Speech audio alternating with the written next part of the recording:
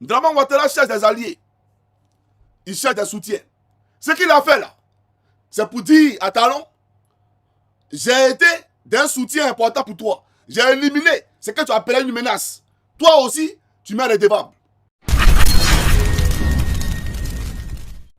Ça veut dire que demain, quand j'aurai besoin de toi là, tu es obligé de m'aider. Voilà Ouattara. Parce qu'il sait que l'étau est en train de se resserrer autour de lui. Au Mali, c'est mort.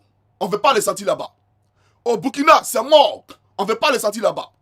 Au Niger, c'est mort. On ne veut pas les sentir là-bas. Maintenant, il sait les ramifications. Il appelle le rebelle Doumbia. Lui, pour lui, Doumbia est président. Mais les autres sont des putschistes. Dans l'AES, lui, il dit que c'est des putschistes. Mais il reçoit un autre putschiste en Côte d'Ivoire. Parce qu'il a dos au mur. Au Ghana, c'est grillé là-bas. Personne ne veut les sentir. Donc, il cherche des alliés. Donc, en livrant lui là, Alassane est dans un calcul. Alassane s'en fout s'il ou pas. Mais Alassane cherche un point de chute. Un président allié qui sera pour sa cause. Donc, celui qui a décidé de se là, c'est lui là. Voilà pourquoi il l'a invité d'abord. Puisqu'il savait ce qu'il représentait face au pouvoir du Bénin, Ouattara l'invite en Côte d'Ivoire. Viens participer à un forum. Il arrive, on le prend, on appelle Talon. Voilà, tu as vu ce qu'il fait pour toi, non? Celui qui te fatiguait là. Je viens de te le donner. Tu vois, non? Talon va dire oui, je vois. Et une amitié, c'est cela là. Voilà la réalité. Donc, il faut que les Béninois le comprennent. C'est très important. Maintenant, quant à toi, Patrice Talon, toi, tu n'as pas honte. Tu n'es rien. Tu es un futur. Voilà quelqu'un qui pense qu'il est trop important. Voilà quelqu'un qui pense qu'il est trop arrivé. Mais, vous reprochez quoi à nos frères journalistes? Je vais vous planter une vidéo ici, chers camarades. Et après, je pousse ma locution. Je vais vous planter une vidéo ici rapidement. Suivez. Au Bénin, l'affaire du journaliste Hugues Komlan Sosokpé, récemment extradé depuis la Côte d'Ivoire, suscite de vives réactions. Ce lundi, il a été présenté devant la justice. Depuis Cotonou, les détails avec notre correspondante Cynthia Aigron. Le journaliste et activiste Hugues Komlan Sosokpé, directeur du média Olofofo et réfugié politique au Togo depuis 2019, a été arrêté le 10 juillet à Abidjan alors qu'il participait à un forum. Il avait été invité par le ministère ivoirien de la transition numérique. Selon Reporters sans frontières, il a été exfiltré dans la nuit vers Cotonou à bord d'un avion privé en violation de son statut de réfugié. Dès son arrivée, il a été présenté à un juge d'instruction, puis placé sous mandat de dépôt par la CRIET, la Cour de répression des infractions économiques et du terrorisme. Il est poursuivi pour harcèlement informatique, incitation à la rébellion et apologie du terrorisme. Ce lundi, il a comparu devant la CRIET dans le cadre de la procédure en cours. Ses avocats réclament le respect de ses droits fondamentaux, notamment l'accès à sa défense et à sa famille. Les autorités béninoises assurent qu'il aura un procès équitable, tout en dénonçant les web activistes qu'elles accusent de saper l'unité nationale. Cette affaire fait écho à celle du cyberactiviste Steve Amoussou, extradé du Togo en 2024 et condamné en juin à 2 ans de prison.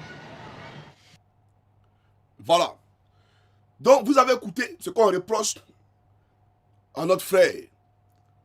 Apologie du terrorisme. Écrivez ce qu'ils ont écrit, parce que moi, je n'ai pas mes écouteurs, je sais qu'ils écoutaient ça. Mais ça m'a fait marrer. Mais j'aimerais rappeler à tout, comment on appelle ça, mes auditeurs, que le frère là, qui a été arrêté, il était aux États-Unis il n'y a pas longtemps, invité par la Banque mondiale, pour participer à un forum. Il était aux États-Unis il n'y a pas longtemps. Donc, quelqu'un qui fait la promotion, comment il peut rentrer aux États-Unis? Comment quelqu'un qui fait la promotion peut rentrer sur le territoire américain? Venez me contredire parce qu'il était aux États-Unis il n'y a pas longtemps. Il était aux États-Unis il n'y a pas longtemps. Et il est revenu au Togo. Les Américains ne l'ont pas arrêté pour le donner, bien entendu, à Patrice Talon.